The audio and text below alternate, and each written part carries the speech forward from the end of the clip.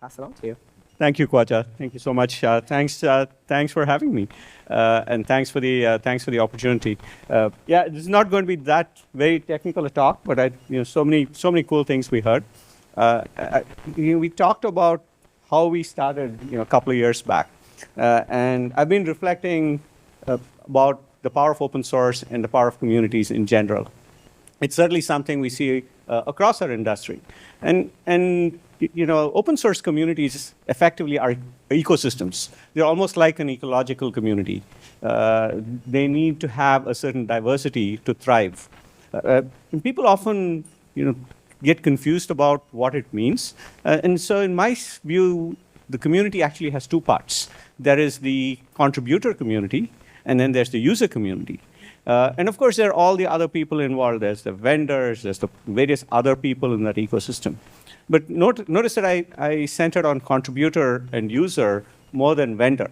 And I think it's when the contributor community is really healthy that the user community also becomes healthy. In fact, this is very much like natural ecosystems. There's a fragile balance. It's easy to get messed up.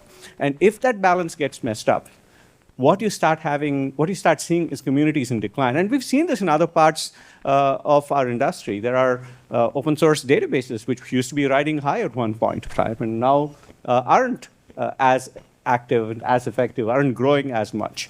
And then what happens is innovation starts drying up. So it's just extremely important to have both these communities, the contributor and the user community, really be active, really thrive. And so openness ends up becoming really important. And I think one of the interesting things here is when you get that virtuous cycle, all of us can work together, we can compete, we can help our customers, we can all have good, thriving businesses, because that is what a lot of us are here to do, without stepping on each other's feet. So I think the big lesson I actually take from the last 2 years is how far we've actually come. And so I'm really proud that from Google's perspective that we are committed to this ecosystem. Jacob and colleagues work in the memory stores team, in the Google Cloud Memory Store team, work hard. We have representation on the technical steering committee. We are having code contributions. There's a lot of innovation that's come. I think we'll talk about some of that now today. And I think as a result of this, I think Valkey is the undisputed leader of caching. And it's really great that Valkey 9 is now coming up in all cloud service providers. And I guess the gauntlet has been thrown. Abe, when are we getting 9.1? Do you have a date for me? All right. Okay. So we'll get there soon. But it is true. Many of you know Itai Maoz, who used to be the Elastic Cache leader. I work with him now. He leads the Cloud SQL engineering team, and he's also told me how much he's seen the benefit of being up to the latest versions, and people care about that. And people care about that because, again, that is a reflection of how fast you're moving and the power of that virtuous cycle. So many great things.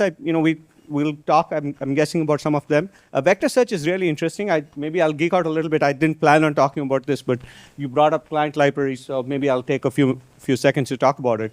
When Abe and a team were working on vector search first, I think that was before the big split that happened, right? Before the community changed. One player decided to go another way, right?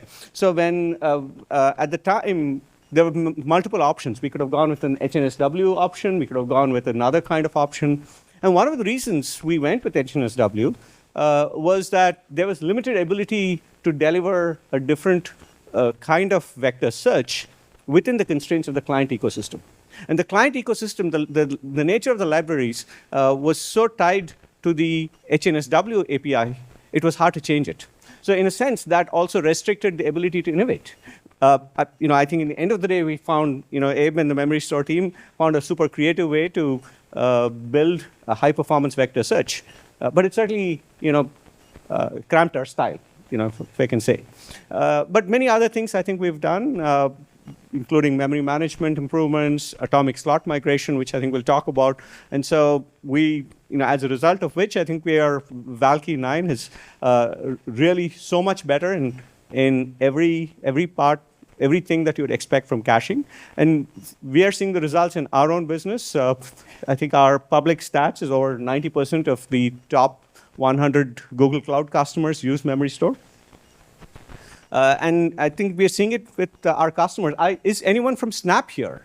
All right. Oh, OK. Thank you. Thank you. Snap, of course, is a customer of AWS and of Google Cloud. They're actively migrating many of their high throughput caching systems to Valkey. And I think Snap also has their own internal system, KeyDB, in this ecosystem. Right? So I think, again, you get so much better outcomes when we have the innovation. And the idea is wherever they come, they make it to the actual, to the public service. I think the other interesting thing comes with extensibility. I think that's the other lesson we can take from the more successful communities. The more we have extensibility, the easier it is to go and try experiments and see what sticks, and then get back into the mainline code. So I guess that probably gets me to the last of my content. I like to tell people, since we work on database systems, I wake up every morning scared. I'm scared that things go wrong, scared that bad things happen. Any kind of latency excursion can mean real problems. And as Khwaja said, there's a lot of finicky things. I've had situations in a past life where totally within our SLO, 2-minute failover time for a database resulted in client applications having site outages, just because the way their clients were operating were not quite taking into consideration how resilient you needed to be. So innovation on the client side is absolutely important. And it's not just the stuff around things that you mentioned, right? In addition to other things, client-side metrics is something that we've learned in many of our services, because modern networking stacks are so complicated. Where is the problem? Sometimes it's not really clear. Is it in the server? Is it somewhere in the network? Is it in how the client is, application is connecting to the system? So observability at every stage, I think, is important. And again, then it gets to having a vibrant client ecosystem is also important. So some of my learnings from working on systems like Aurora in the past was that performance, correctness, security, reliability, availability, they're all deeply interconnected. So a long duration performance event effectively is an availability event. If you can't get to, if you have too high a latency excursion, for all practical purposes, you have an availability problem. If you can't get to your system long enough, then for all practical purposes, you have a durability problem. So these things, I think, are deeply interconnected. And the boring stuff is actually really important. And the boring stuff is about keeping things healthy, keeping things running, focusing on performance. And I think an underappreciated part of all of this is also security. I think as an open source ecosystem, I'm sure all of you are like me fretting about Mythos and whatever's coming. I think we'll all have to collectively spend a lot more effort in it. Not that security was not important, but I think our worlds are being scrambled in a big way. But a lot of security is also tied to correctness. The better the code quality is, better more you can say about correctness of code. The impact is on security, but it's also on availability, it's on reliability. I think there's a big opportunity.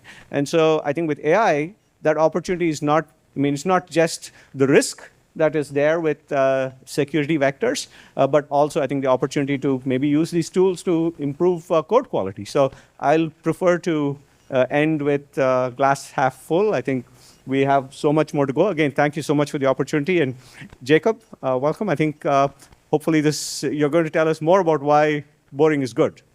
Thank you. Thank you.